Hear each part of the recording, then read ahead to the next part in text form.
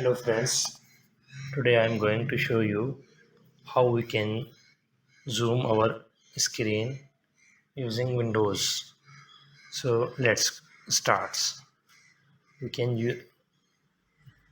we can zoom our screen by using Magnifier application in Windows. I will show you how we will use it. In the search menu, you may search Magnifier and open this app. I have already opened this app, so that's why. Now we have to press Control plus Alt, then scroll the mouse.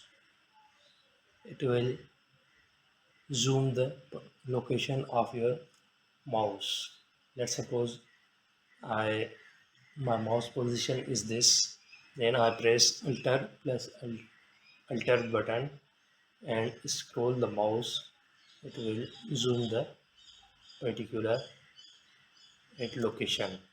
So we need this sometimes when we use on computer and we have to zoom our screen like this screen we cannot zoom, so we can use Windows magnifier tool for zooming person.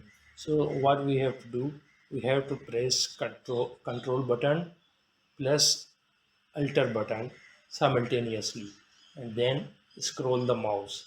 In this way we can zoom our screen. So, and if we scroll in opposite direction it will be zoomed out. That's all for today.